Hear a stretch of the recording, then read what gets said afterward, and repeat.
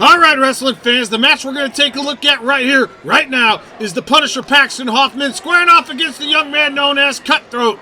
Cutthroat on the right-hand side, Paxton Hoffman on the left. The two men shake hands, and now the match is underway. And we can see right here, oh, Cutthroat took his back, but Paxton was able to flip him back over. Now we can see right here, Cutthroat does get a leverage advantage on him, and now we can see right here, Paxton doesn't like it, so he does the same thing he just did a minute ago, and now we can see right here that Paxton is going for the gut wrench takedown. If he can get that gut, he landed it somewhat, but he didn't take the kid all the way quite down like he'd wanted to, so now we can see that he's going for trying to get the sideways arm bender in there. However, this kid's got a good wide base. He's not going to let him flip him over that easy, and this is really going to be a nail-biter of a match, I think, for all you fans at home who are uninitiated to the realms of Pee Wee Wrestling.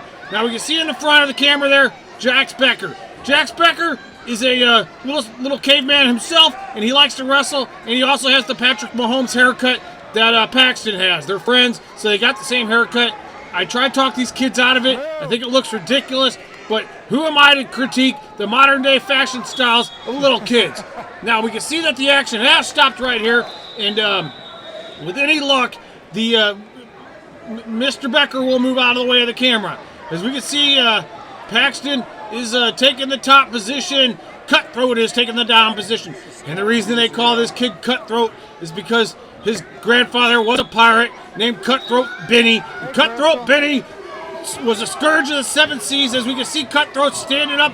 Cutthroat's trying to get away. Paxton is not letting go of him, and Paxton drags him back down to the mat and takes him down. And now, they went out of bounds, and they went behind all the people that were standing in front of the camera. So now Paxton moves to the center, back to where he was at initially, to get this wrestling action back underway, to get the match back into his position that he wants it to be in. As we can see, he is able to maintain, holding Cutthroat down onto the mat, and it looks like he's going for it right here. And from here, it looks like Paxton is trying to reach in, and he's trying to go for the shoulder extender, and see if he can get the shoulder extender, and then he can lock it into a collarbone bender, and then it's all the way over from there. As we can see, Cutthroat is aware of what Paxton is trying to do, so Cutthroat is not going to let the Punisher Paxton get away with that, but sometimes you just don't have a say in the matter of what your opponent's going to do to you in a wrestling match, and more specifically in a Pee Wee wrestling match.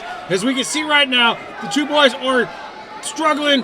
They're both trying to maintain positions, and it looks like Paxton does have the advantage going into the third quarter of this match right here. And the action is like, yeah, I was right. So they stopped the action. The timer ran out. It looks like we'll see where they start. Cutthroat is very winded at this point in the match. He's got to regain his composure. Paxton gave him everything he had, and it was quite a bit of a cardiovascular exercise. So we're just going to have to see where these boys can take it from here, see if these boys can take it to the land known as the Doom Valley destination, because if your opponent takes you to the Doom Valley destination, you might as well just call it a day, because at the end of that destination, you don't want to be where you are, and you don't want to see what your opponent had for you in store, because nothing they have in store for you is anything that you ever want any part of, because as we know from the annals of Pee Wee Wrestling and the history of this great sport, that the Doom Valley destination is where people go when they've given up on their illustrious wrestling careers. And here we go. Cutthroat's on the top, and when Cutthroat's behind you, you got to be careful, Paxton, because there's a reason they call this kid Cutthroat besides his grandfather being a pirate, and that's because when he gets behind you, guess what he's cutting? Your throat. So Paxton's got to be extra careful of that. Got to make sure that the other kid doesn't reach into his singlet and pull out a knife, or one of them shaving razor blades that they used to use in the olden days. They weren't sharp at the end, but they were really sharp on the blade itself. And we can see in the background Paxton's dad, Bobby. And Bobby says, "You have to do this, son. You have to win, and then and I won't yell at you when we get home." And we can also see Donnie's back there. Donnie's back there saying, "I'm not going to yell at you. I'm not your dad, but he should yell at you if you don't win this match right now, because Cutthroat is wrestling for all the wrong reasons. He's wrestling for the forces of evil. And Paxton is wrestling for the forces of good. No, Paxton, get out from under him. Don't get pinned by this young kid here. Don't let him do this to you. No, Paxton, get away from him. Paxton, you got... Oh, good. Thank God. All right, we're going into the fourth round of the match here, and we can see right here that both the boys are very tired. And that's because sometimes when you're wrestling really hard, super hard, and you're a little kid, you're tired because wrestling tournaments, you don't eat properly because you're trying to make weight. And then when it's time to eat, guess what you eat? You guessed it, junk food. And junk food does not sustain the energy the same way carbohydrates of the complex variety, as well as lean proteins and animal nutritions. So, he tried to shoot up Paxton. Paxton gets him with a reverse headlock takeover. And what's happening here?